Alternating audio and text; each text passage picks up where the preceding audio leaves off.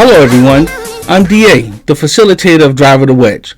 Please don't forget to hit the subscribe button to be a part of our awesome effort to introduce, enhance, and grow the game of golf in an amazing way. So please subscribe, like, and share so we all can do our part within our golf culture. Because golf is not just a game, it's a way of life. Okay, here we go. All right. We want to welcome everyone back to Driver2Wedge. Today I'm gonna wrap with a good friend of mine, a buddy of mine, a golf enthusiast, and my de facto coach, Mr. Greg Mosley. How you doing, Greg? I'm fantastic. Well, I affectionately called him Mo, so y'all gotta get used to me calling him Mo. Yes, you can call me Mo, of course. I'm fantastic, my young brother. I appreciate you having me on. I am truly honored to be a guest on your show here.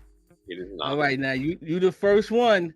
So, I guess you're going to show up and show out, and everyone who follow after you going to have tough shoes to fill because you are definitely one of a kind.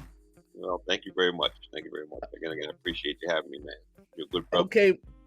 All right, Mo, let's give me some background information. Let the people know who you are, where you from, what's your career, where do you work, what's your current status and things that you enjoy doing as it relates to golf and community activities? All right. Well, my name is Greg Mosley. They call me Mo. I'm 68 years old, and I was born and raised in Staten Island, New York, in a place called Manners Harbor, and in the projects. Got a life in the projects. I got to be I was a sports guy. Played baseball, football, basketball. Did all the multiple sports. So I was a big sports fan. I wanted to play professional baseball, but that didn't work out. But didn't have the talent to go to the next level. Although my father, I couldn't say this without mentioning my father, who was an incredible baseball player, played in the Negro League with the New York Black Yankees for 5 years. So my dad was a professional baseball player and wanted me to be a professional baseball player. Unfortunately, I was not as good as my father, so I didn't make it. But I left after playing baseball in high school. I decided I needed to go get out of the environment I was in, the project. So it was like, I'd go in the military or go to jail. So I kind of figured maybe the military might be a better way to go. So I went in the Marine Corps. Okay. I did 4 years in the Marine Corps, left the Marine Corps as a sergeant. And after my stint in the Marine Corps, an opportunity presented itself with the New York State Police. I was a military police officer in the Marine Corps. So I wanted to follow the law enforcement direction. And an application came about for the New York State Police, so I took the New York State Police exam while I was down in Washington, D.C. with Armed Forces Police. State Police called me back. I got to come up, took the test, scored very well on the exam, and one thing led to another. Next thing they know, they asked me when could I get out of the Marine Corps. So interesting enough, I had terminal leave from the Marine Corps, which is 60 days terminal leave, and I came home for 20 days, and I was in the State Police Academy in Albany for the remaining 40 days. So I went from one uniform to the other and started my career at the New York State Police in 1979. I joined the State Police. And they sent me to a place called Claverack, New York, which I had no idea what Claverack, New York, coming out of New York City. Mm-hmm. I find my way to Claverack, New York. I get to this place here in Hudson, which you know well, Deep, because you worked down in this area. Mm-hmm. Here, I was the first black police officer in Columbia County. So it was a culture shock to the residents, not me. I've been around. Mm-hmm. I've been in the Corps. I've been around. So plus you've been black a long time. Yeah, long time. But they ended up telling me, no, I came to this place called Claverack. I got here. They said it was a shock being the first black police officer in the county. The people up here didn't know how to handle me. The whites didn't understand. I had a little time with it. The blacks had a time with it. Like, whoa, who's this guy? Is he Uncle Tom? Is he down with us? He's down with them.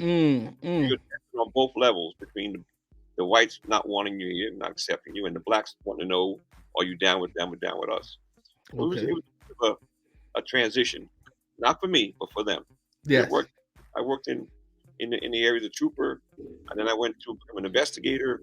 As an investigator, I worked as an investigator for many years, and then I was asked to go to the State Police Academy and teach. So I went to the academy to teach different subject matter in the academy. In the academy, I got promoted to they opened a human resources office. I got promoted. I worked in human resources as a senior investigator, and then I got promoted to lieutenant, and in the affirmative action officer for the state police, and I was also the president of the council for the affirmative action advisory council for the state of New York. I did that for a while, and I finished my career in human resources for the state police. So so I got started golf actually while I was in the state police. Okay, I was going to get to that. I played all the other sports, and baseball, basketball, football, but I never played golf. But then there was these golf outings guys were going to. They say, "Hey, Mo, come on, go to this golf outing." I said, "I don't play golf. I'm not gonna play golf." I found it kind of I thought it was boring. I didn't know what it was. I thought it was boring. But I got invited to these events, and these charitable events. And when you know as I know, when you're the beginner, I came there. But I'm a baseball player. Yes. You could listen. If these guys could do it, I could do it. So I started playing, and I was terrible.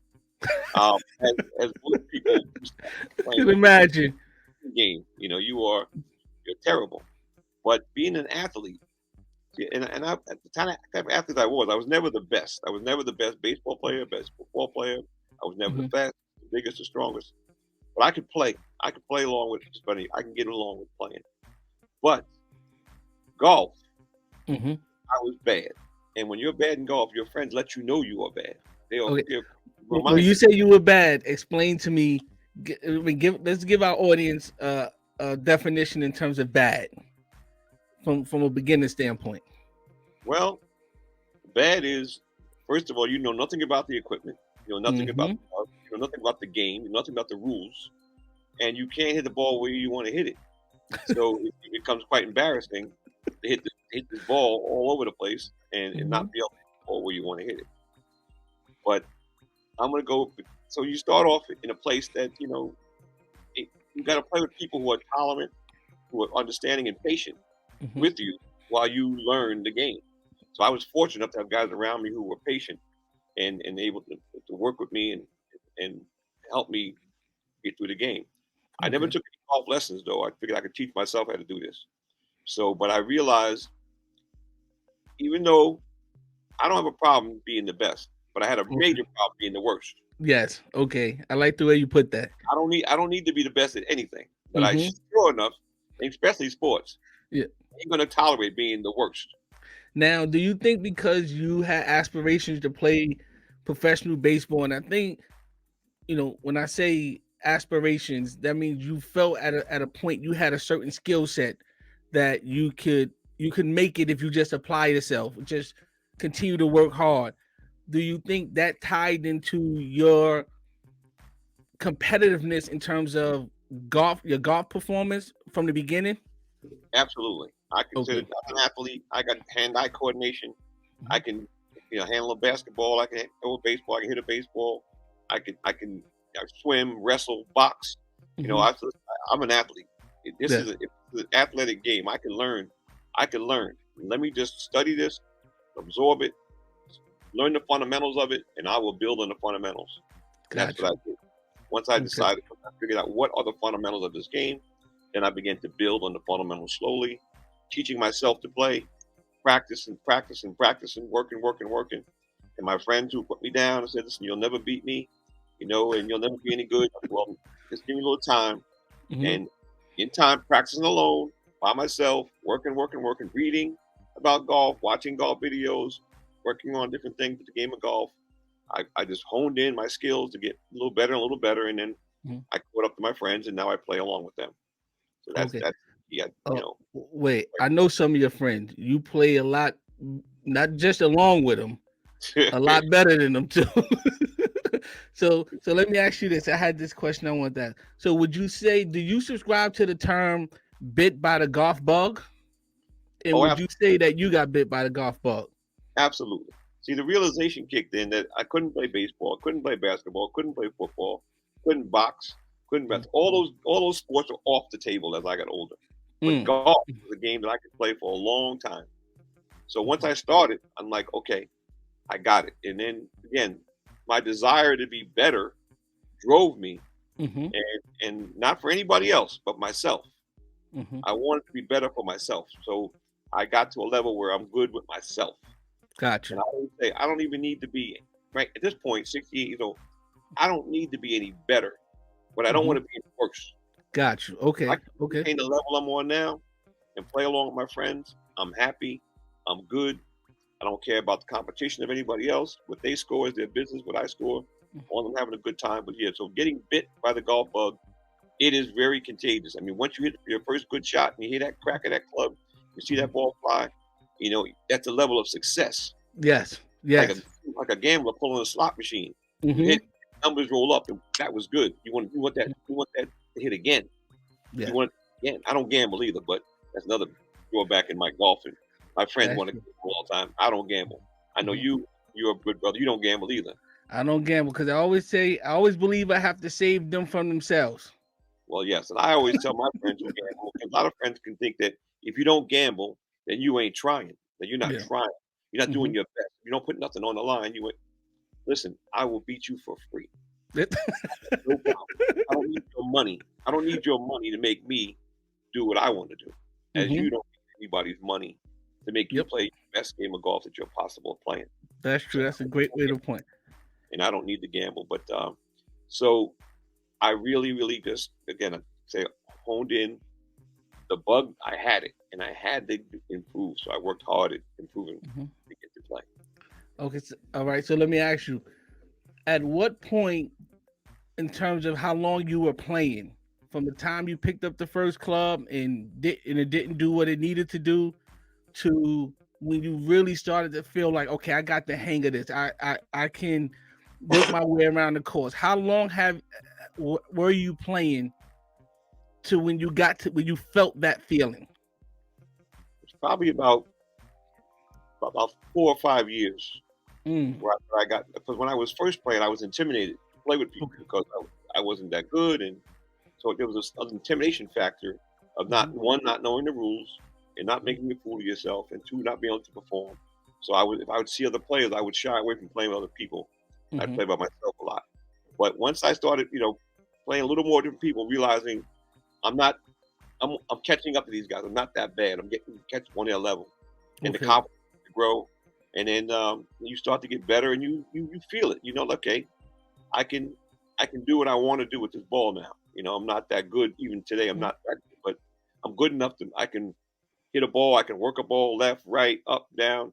You start to get these skills when you practice all the time. You say, "Wow!" And I would practice for hours and hours and hours. Mm-hmm.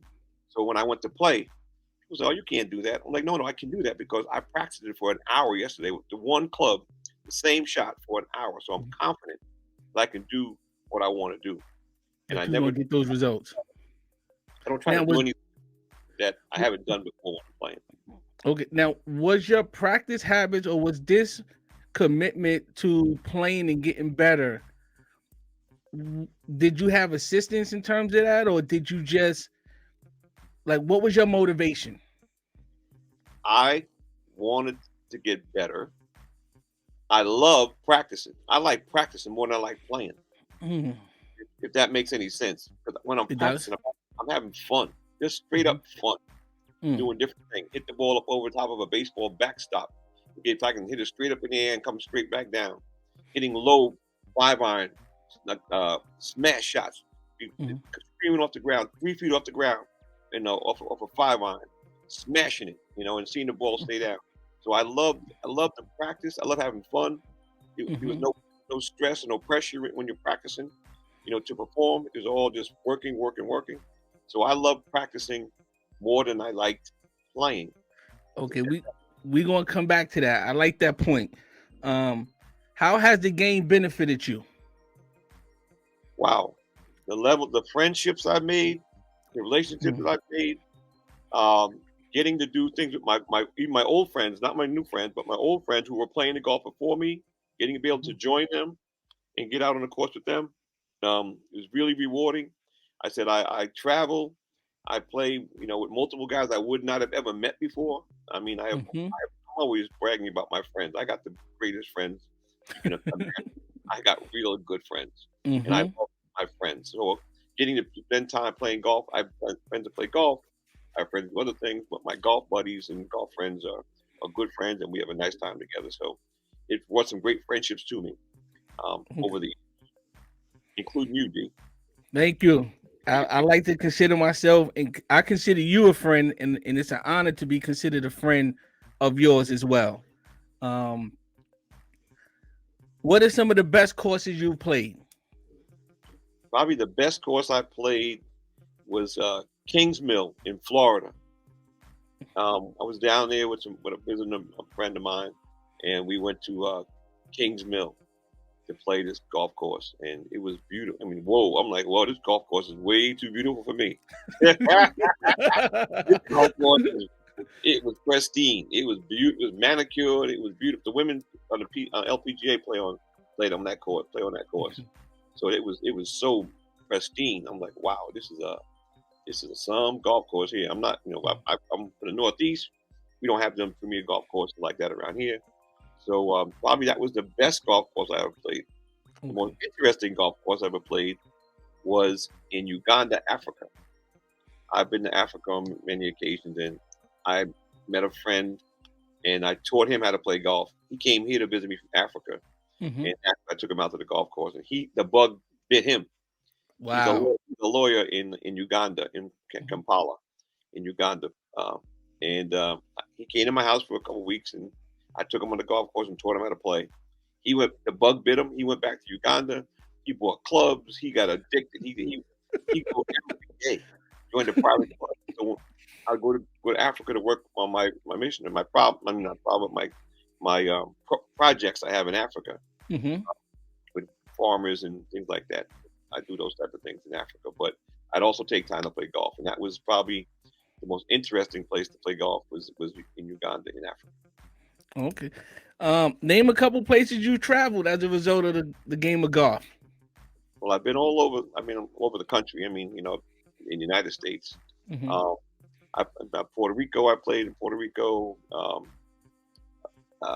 Spain. Over in I played in where's that? My friends. Where was it? Not Paris. Now I got a blank here. Where the place I went to play. Have But you been in Jamaica? Have you played in yes, Jamaica? I played in Jamaica on several occasions. I've been to Jamaica a couple times. I played in Okay. different golf courses in Jamaica.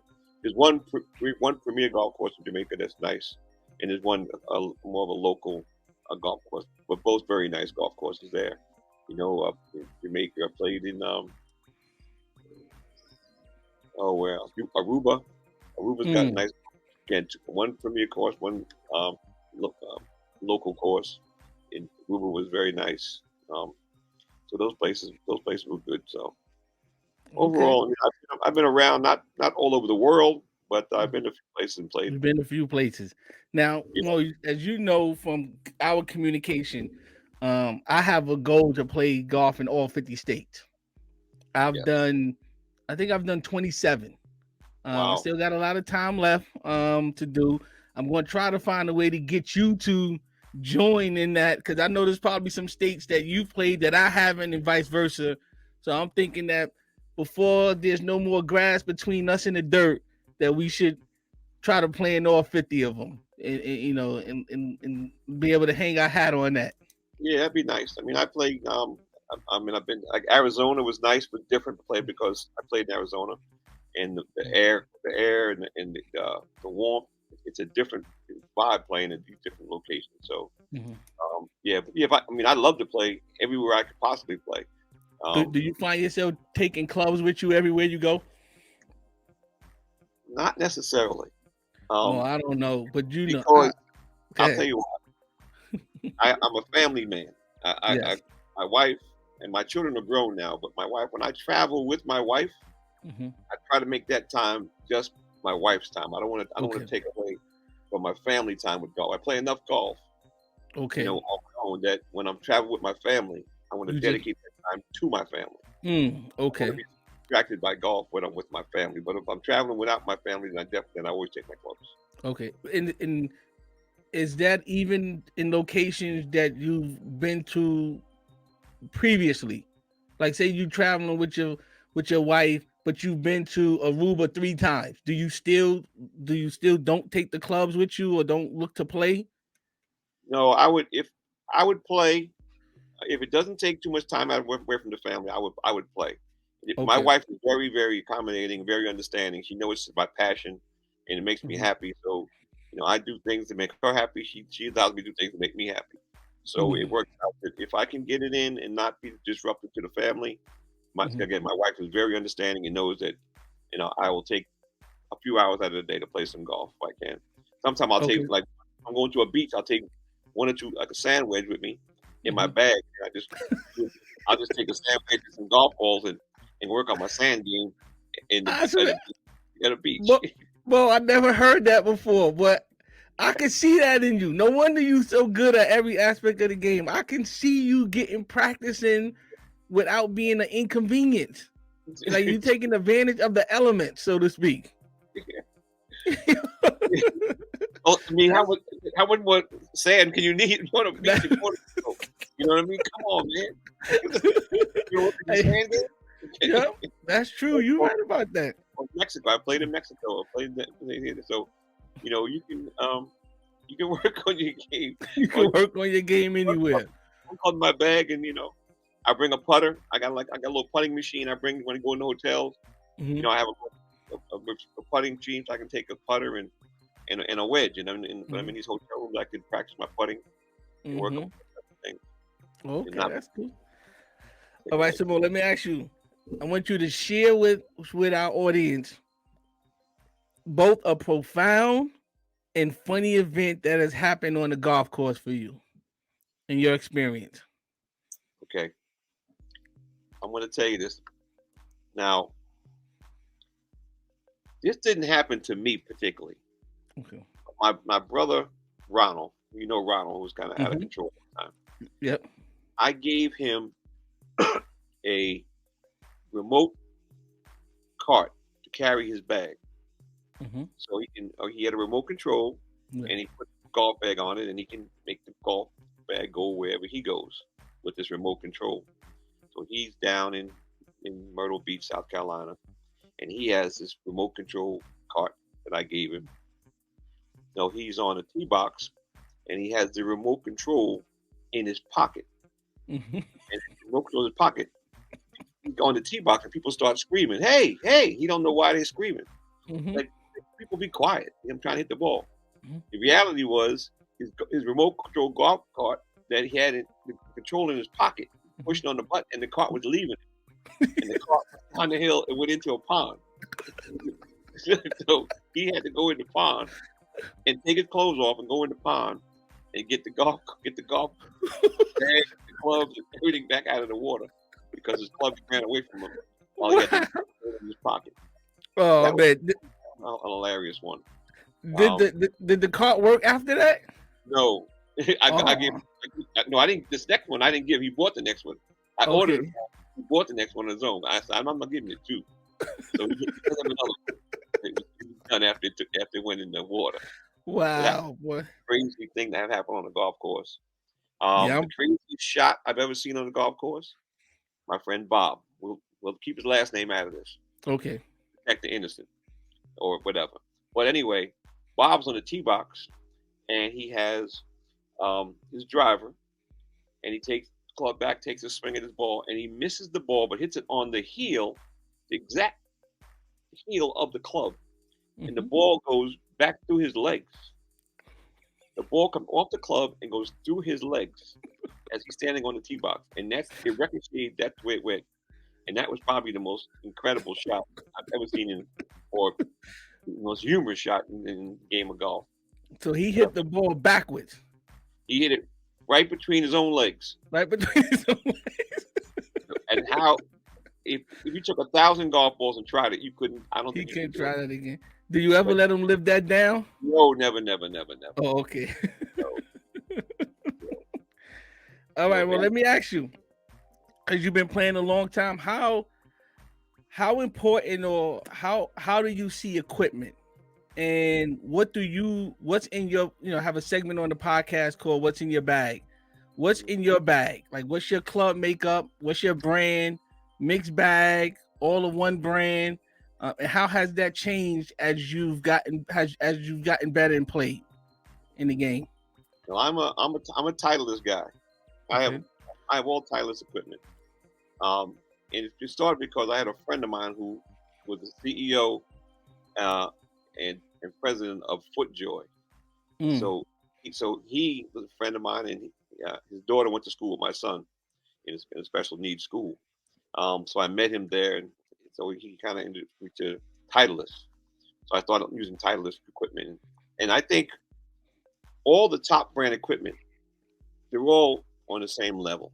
Just a matter of okay. which fits you best, Mm, whether it's Ping, TaylorMade, Titleist, whatever type of clubs you or equipment you like. I think the top quality clubs, they're all made at top qualities, but it's just a okay. matter of what suits you best for your game and for your likeness. So I don't know Okay. if it's, oh, Titleist is better than Callaway, and Callaway is better than TaylorMade.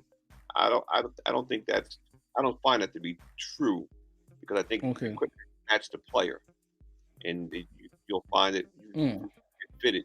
You need to see what performs to meet your eye and also your skill level, what you're trying to get out of the clubs. So I'm a Titleist guy. gotcha.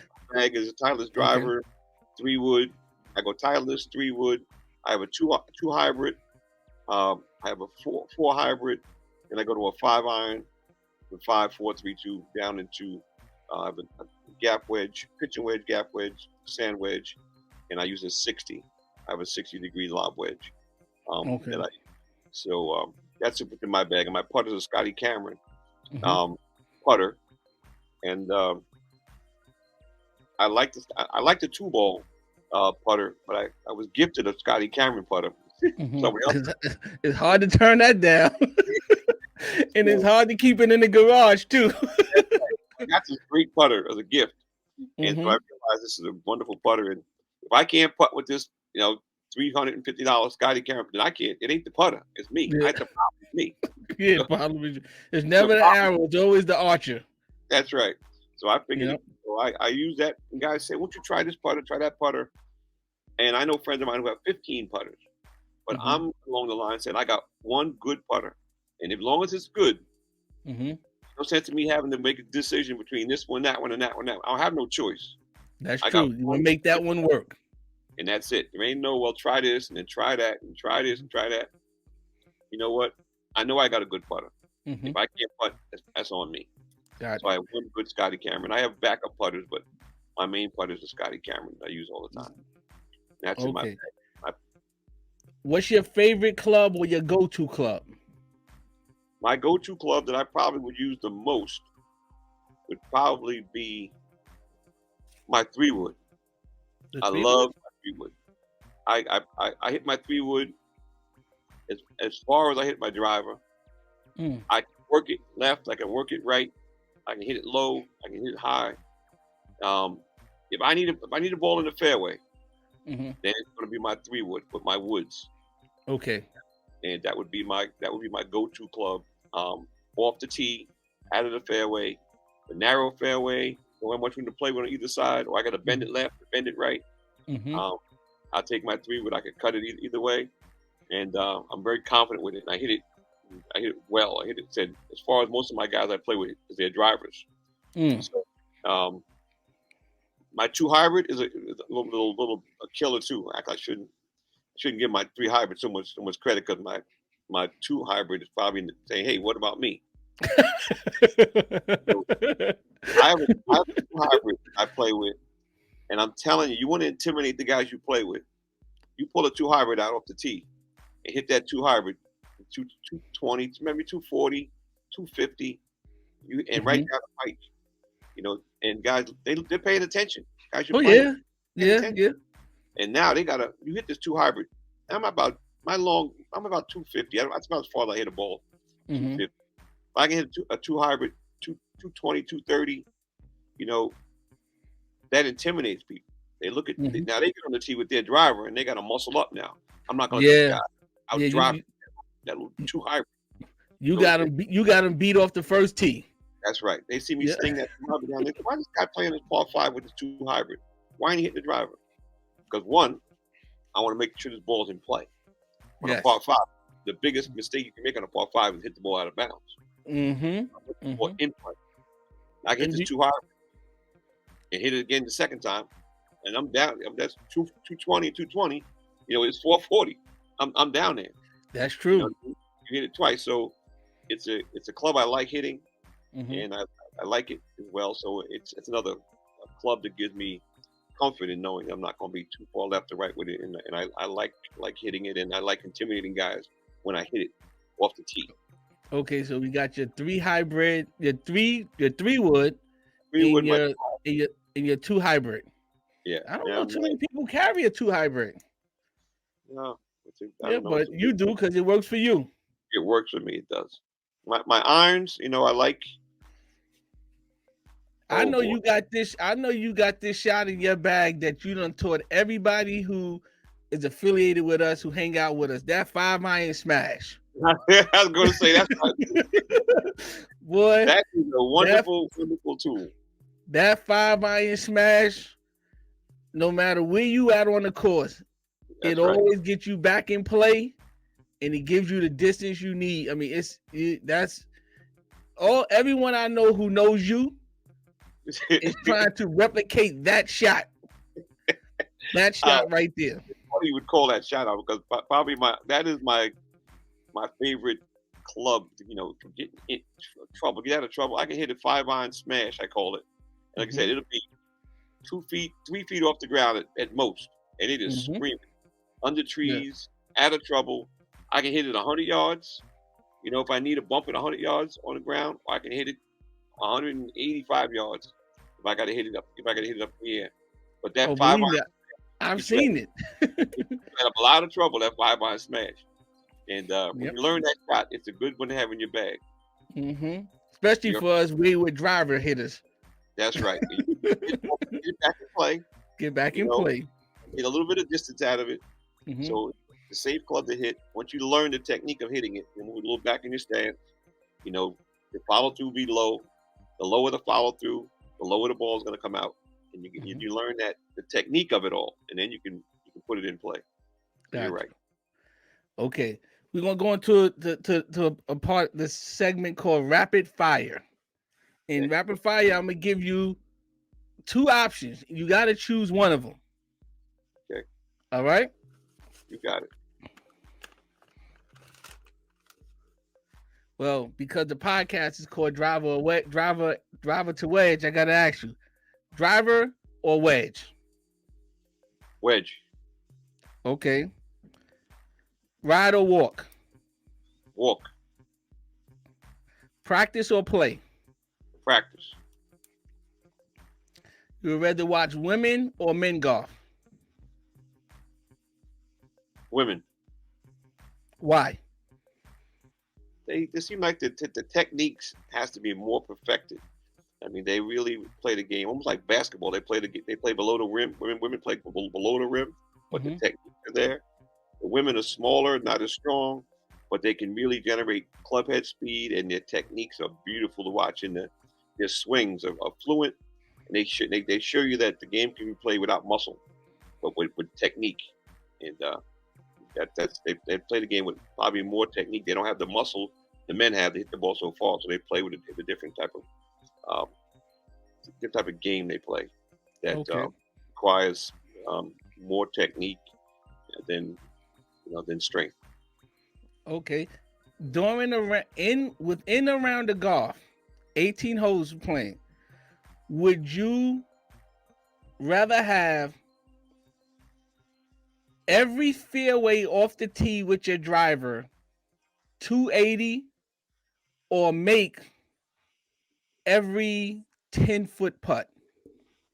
Every 10-foot putt. Every 10-foot putt. Okay. Do you bring putt for dough? And we don't. You drive for show, you putt for dough, but we don't gamble. Oh, that we don't. But we know how to win graciously. Graciously. Right. Absolutely. Yeah.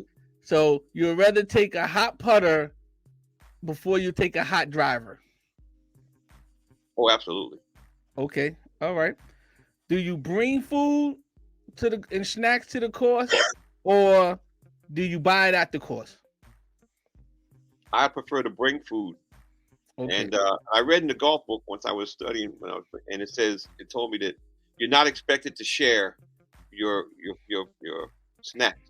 So it's Okay. no shame in not sharing your snack. I like peanut butter and jelly.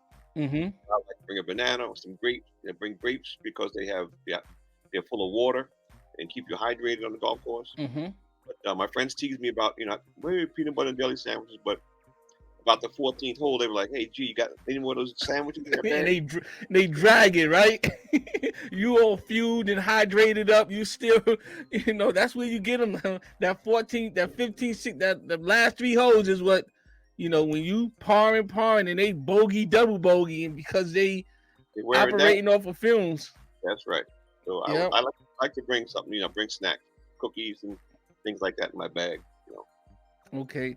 You know what's ironic that we put that on that came up on Rapid Fire, and I don't know if it's me, but I can't buy nothing from the cart person if it's if it's not a woman. Well, that's why they call cart girls. Yeah, They're not called cart guys. yeah. You ever hear of a cart guy? He is a cart guy. You know how some courses, they just put anybody out, but Mo, I could have the leather tongue. My throat could be dry as the Sahara Desert. If a man pull up on that cart and asking, "Do we want something?" I can't.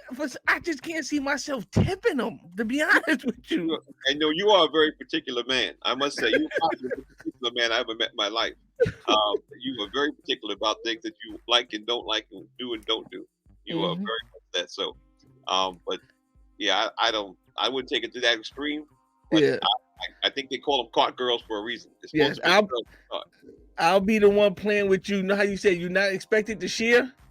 I'll be asking you, yo, Mo, let me get a bottle of water, man, because I can't buy nothing from this joke over here. All right. Shorts or pants? Pants. Oh, you're a traditionalist. Yeah, I like pants. I wear pants most of the time. In golf tournaments, I go to a tournament, I wear pants. Okay. All right.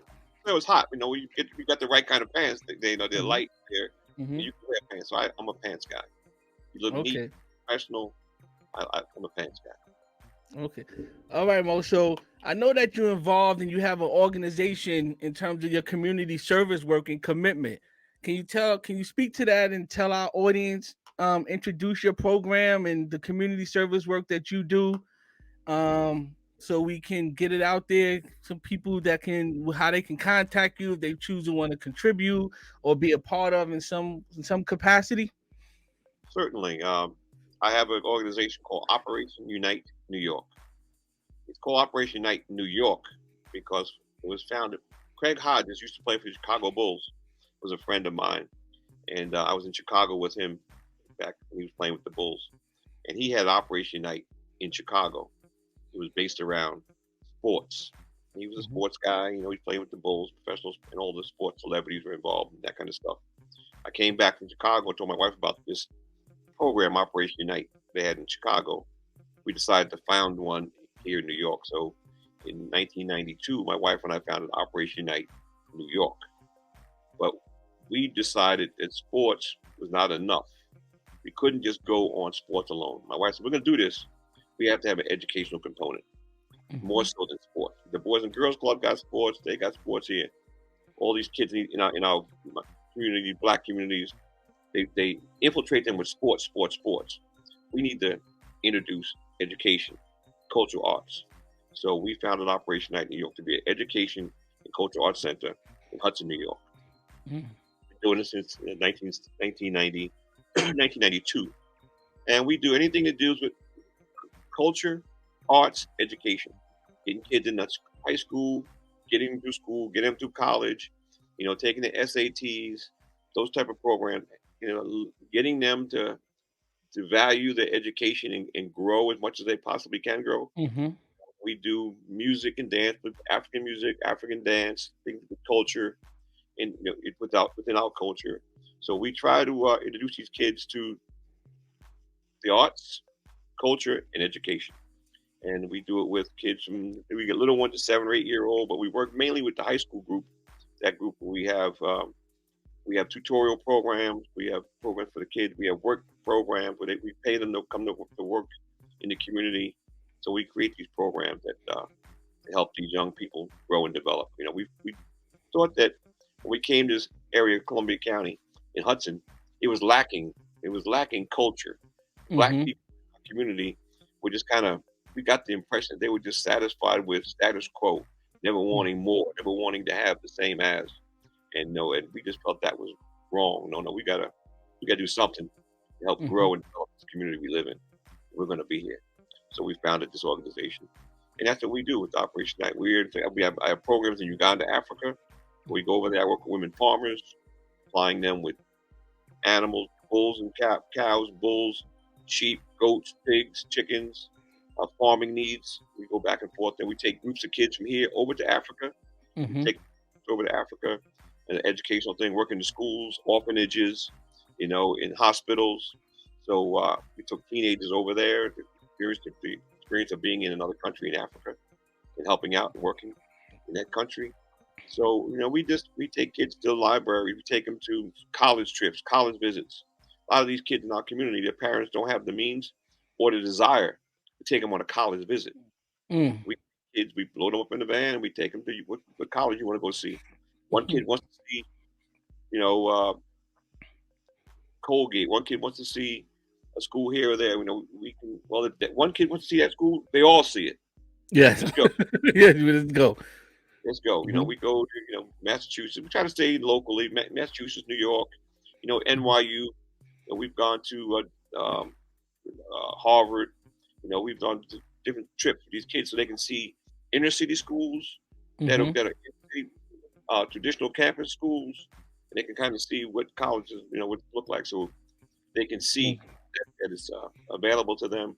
And a lot of the parents just don't have the means to get that done. So that's something we Mm-hmm. do. A lot of stuff with kids and a lot of things in the community that we work on with the young people. So Okay. How can a prospective person who wants to contribute or know more about the program, what's your contact information or where can they look and find you? Yeah, well, you can go to our website, Operation Night New York. We have a website, and you can look it up, and it'll be in Hudson, New York.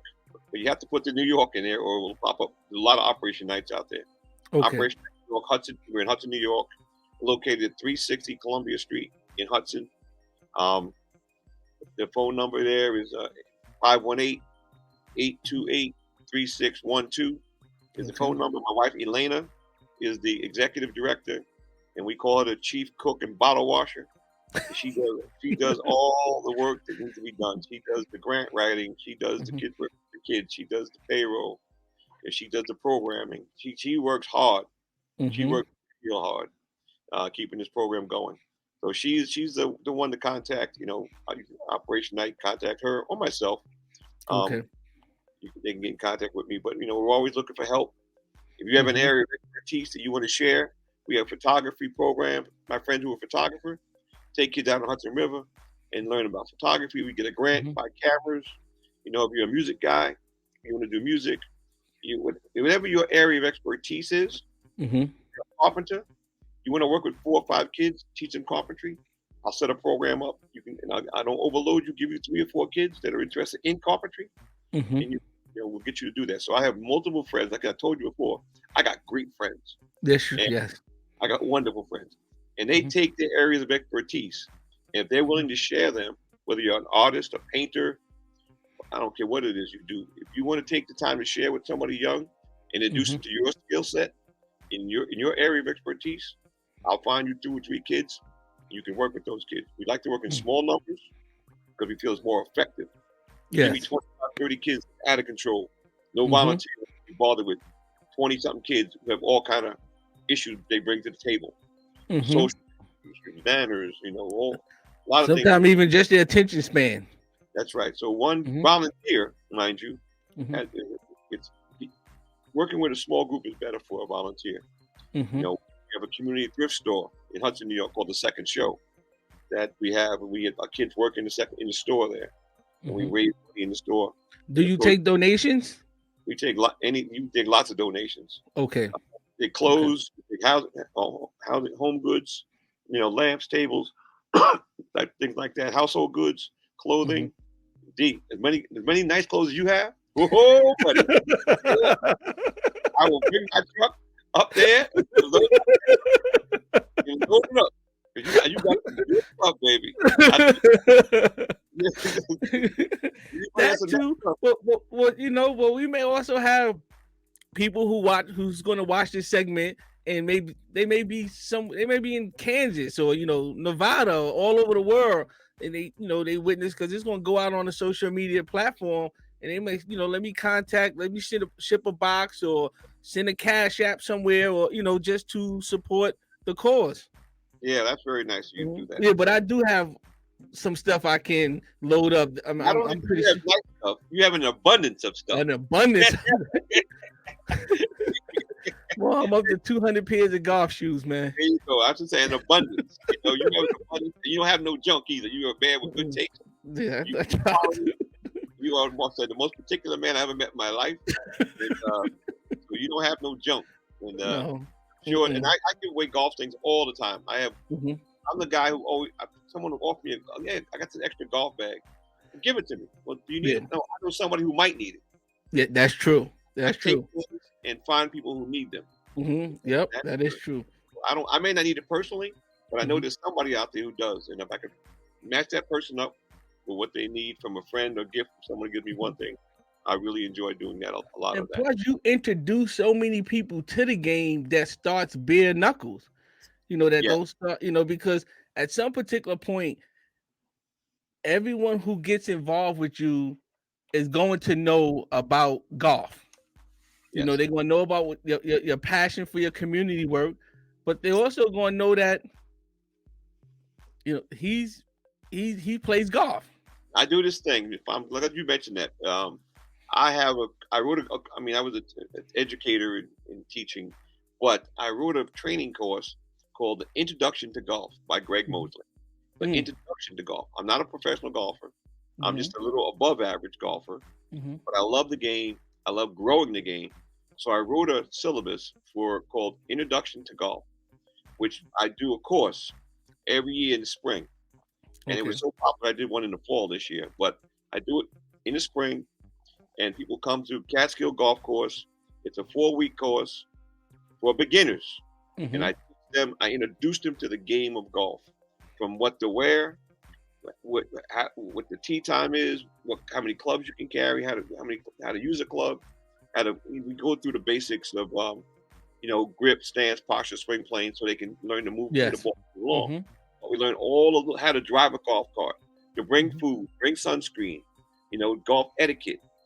All these things, so that you can go to a golf course and be comfortable and not embarrassed and play. Nobody wants to be embarrassed. That's you go true. To golf with your jeans on, they say, listen, sir, you can't play here. Why not? You can't play golf in jeans. Or no collar shirt. That's right. So all these little things that I work on, the introduction to golf, putting, what is a tee box? Why are there white ones and yellow ones and red ones? What do they do? Who goes first? Who goes last? How to mark a ball on the putting surface. Where not to drive the cart. Where can you drive the cart? All these little things that I've just sat home and thought of. I created this syllabus of an introduction to the game of golf. And I get more beginners, and we have a blast. We have a wonderful time. Oh my! Because everybody. I can imagine that. So there's no need to be embarrassed because everybody is on the same level. We have a great time. We start off not even hitting golf balls. The first week we hit golf tees out of the ground, no ball. I think the ball is a distraction. So I take the ball out of the equation and build a swing. First we build a swing. When you got a swing, then we see, can you hit this golf tee, but in the ground? Hit the tee. You can't hit the tee. You can't hit the ball. If you hit a ball, it goes that way and that way. You say, "Oh, that was a bad shot." Forget the shot. We're working on the swing. Yep, the fundamentals of it. We take the ball out of the equation. So it's a basic fundamental course, and my it's inexpensive. It's $100, $125 for 4 weeks. of lessons and fun. And we practice and we walk on the golf course. We walk 2 holes at the end of each session. We have fun. We have food. People bring food and they bring drinks and food and like somebody might bring some chicken wings. Somebody might bring some deviled eggs. Somebody might bring. So at the end we sit around, we talk golf. It turns almost like a potluck. Yes, we did. That's about the third week. Second week we start bringing stuff. But every session we have a classroom session, because remember I'm a teacher, so we have a classroom session to go over rules, etiquette, the fundamentals. So we have a classroom session before we go out to practice, and we work on every session. We have something about the rules we go over to introduce them to the game. And so I'm so proud of this. I love this thing so much. It's a great thing. If anybody's interested, contact me and you want to get involved. It's inexpensive. I think last year was $125 for 4 weeks. And it was so good. Sometimes I go 5 weeks. We just go. Wow. Come on. Because the camaraderie and the fellowship just keep you all joined in together. And the relationship building. I had the most fun. I had the most fun. Well, that's why you are extremely dynamic and fantastic. Like I said, it's when we befriended each other, it just seems like not only did it take my golf game to another level, but it took my interpersonal interaction and fellowship to another level. And I really can attribute a lot of my development and even to a certain aspect, a lot of this venture in terms of Driver2Wedge as a result of my communication with you and knowing what you do and how you give back and how you marriage your personal and your professional with your recreational, and it's all intertwined. So it's like I'm on the back or walking in the footsteps of a path that you laid. I just decided to do it in another direction, but it's still with the same momentum. Well, that's wonderful for you to say that. And I got to say, I couldn't do this without saying how much I admire you. Well, thank you. I'm an admirer of you and your work ethic, where you came from, where you started from, and where you are today. I brag about your life story. I called you the other day, asked you some details, so I make sure I tell the story right. Yeah, that's true. I got all the facts correct, but you are truly a genuinely wonderful, wonderful man. You are a role model to so many. You do what you say, you say what you do, what you're going to do, and you're committed. You are really. I admire you. I'm telling you, I brag about you all the time. Thank you, Mo. The guy you are and what you bring to the table. So your podcast, owning the store ownership, you're working in the facilities and things you do. So you're very admirable, and I admire you. I'm telling you, I think you're a wonderful man, and you do great things for yourself, your family, and your friends. And I'm happy to call you my friend. I'm so happy to have met you. And I said, I got great friends. You're one of them. Thank you. And as you know, got clubs will travel. Hey, you called me and said, D, we going to Ohio. That was a great trip. I said, I'll be there. What time we leaving? That was a great ride. Yes, that was. All right, so Mom, I'm gonna get you out of here on this. On a lighter note, okay. I need you with all your experience and all your interactions, and it's gonna be a funny one. I need what I'm gonna call a part of the segment called a hood golf scenario, where you just was something transpired and you said, because I know you just talked about etiquette and how you're supposed to look, how you're supposed to dress, how you're supposed to act. You got to give us one where you was like, that's some hood stuff there. Boy, oh boy. I'm trying to put it on the lighter side where everything ain't so technical. Yeah, I get you. Okay. On the hood side. On the hood side. Somebody dropped the ball down their pants leg or... Well, let me ask you this question while you're thinking about that. Do you find that everybody knows the rules when it don't apply to them? Oh yeah. That. I answered the question quickly. You're right. People got a lot to say about the rules, whether they know the rules or don't. Yeah. And if they think it could affect you or give them an advantage, Mm-hmm. they come up with all kind of, oh my goodness, where did you get that from? Yeah. But what it is for me is this is the one that's the killer for me. A person hit the ball out of bounds. Yes. And the first thing they want to ask, they've been playing 20 years. I've been playing 2. They want to ask you, what do I do right here? Do I take a drop? And I'm like this, what am I hitting from right here? Man, you know why you don't know the rules when they apply to you, but let me hit that ball out of bounds. Yes. They'll be like, hey, OB, they know the rule in. They know the rule in. They know the rule. Yeah, but guys always ask me the rules, and I know they know. Like they say, hey, what do I do now? Well, you put another ball on the tee, hit it again. Yeah. So, what do I do now? And I don't try to embarrass nobody. I wouldn't say you know what to do. I would say, are you asking me? If you ask me, I'll tell you. Mm-hmm. And if you don't like what I tell you, then don't ask me no more.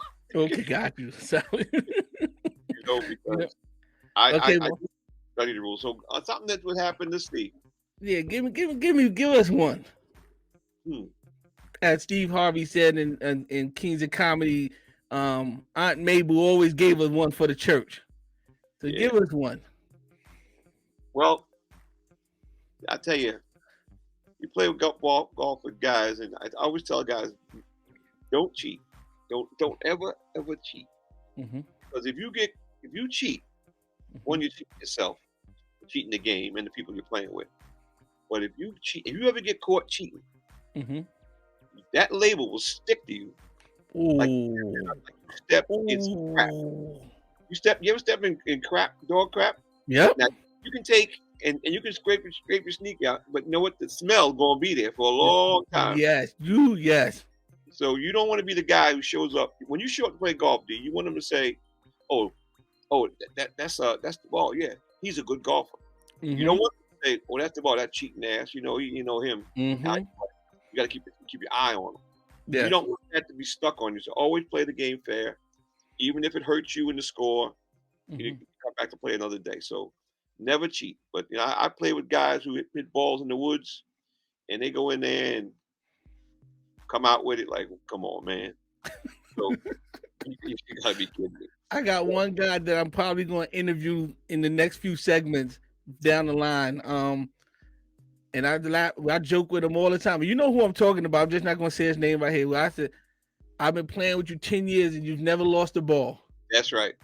And then there's a running golf joke. The guy hits a ball in the woods, and he hits in the woods. He's looking for it. And he says, I found it. And I said, okay. I know he couldn't have found it because I found it and put it in my pocket.